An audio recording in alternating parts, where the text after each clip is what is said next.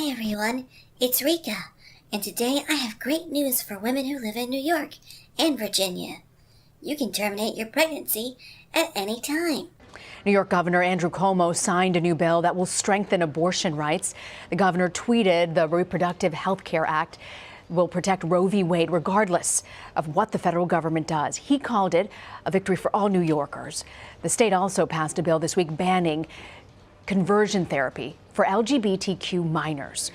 Yep, the governor of New York, Andrew Cuomo, signed into law the New York's Reproductive Health Act, which allows women to kill the unborn child inside of them at any time for any reason. Hey, did you know that Andrew Cuomo is the brother of Chris Cuomo from CNN? Wonder Woman. Amazing. You finally had a female director break the $100 million mark. The film means more than just its box score. What does it mean to you? Here's a little intrigue. I want it to be like Wonder Woman, and I'm going to wear a shirt that says it. I guess insane activism runs in the family. According to the CNN article titled, New York puts in measures to protect access to abortion even if Roe v. Wade is overturned, Governor Andrew Cuomo said, "Today, we are taking a giant step forward in the hard-fought battle to ensure a woman's right to make her own decisions about her own personal health, including the ability to access an abortion.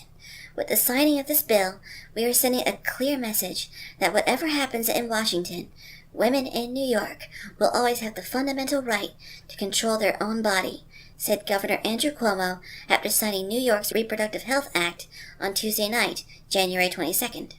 Not only will the law preserve access to abortions, it also removes abortion from the state's criminal code. This would protect doctors or medical professionals who perform abortions from criminal prosecution. The law also now allows medical professionals who are not doctors to perform abortions in New York. Isn't that a bit, risky? Like, my dentist is a medical professional, but there's no way I'd ever let him perform a colonoscopy on me. The law also addresses late-term abortions. Under New York's Reproductive Health Act, they can be performed after 24 weeks if the fetus is not viable or when necessary to protect the life of the mother. And there it is, the golden ticket. Honestly, I think there's going to be a massive influx of women coming from out of the state to get those late-term abortions. I haven't seen the left celebrate killing babies this much since Ireland overturned their abortion laws last year.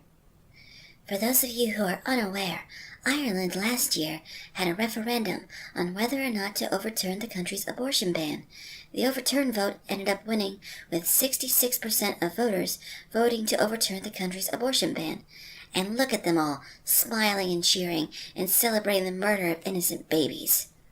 Also, Virginia has introduced a new abortion bill that allows a woman to have an abortion even after the baby is born. Don't take my word for it.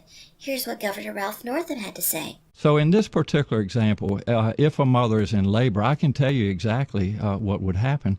The infant would be delivered. The infant would be kept comfortable. The infant would be resuscitated if that's what the mother and the family desired. And then a discussion would ensue between the physicians and the mother. So I think this was really blown out of proportion. And now Governor Northam is under fire because he allegedly dressed in blackface or as a Klan member, and people are calling him to resign over this.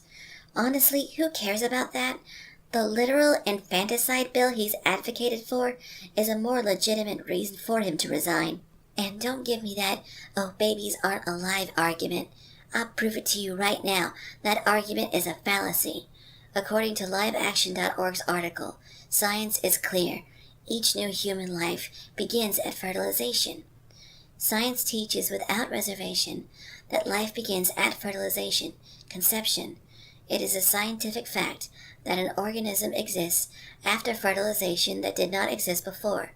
This new organism has its own DNA distinct from the mother and father, meaning that it is a unique person. As the embryo grows, it develops a heartbeat 22 days after fertilization, its own circulatory system, and its own organs. From fertilization, it is a new organism that is alive and will continue to grow and develop as long as nutrition is provided and its life is not ended through violence or illness. It is indisputably human, as it has human DNA. According to Keith L. Moore's The Developing Human, Clinically Oriented Embryology, a zygote, fertilized egg, is the beginning of a new human being. Human development begins at fertilization, the process during which a male gamete unifies with a female gamete or oocyte to form a single cell called a zygote. This highly specialized totipotent cell marks the beginning of each of us as a unique individual. It is plain to see the left is celebrating in the killing of unborn children, and those naive enough to believe this will continue to think they're championing women's health issues. And in closing, I'm going to leave you with a quote from Pope John Paul II.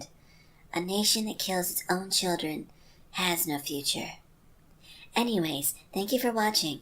If you liked what you saw, please be sure to like, share, and subscribe, and let me know your thoughts in the comments below. Bye everyone. Meat pie.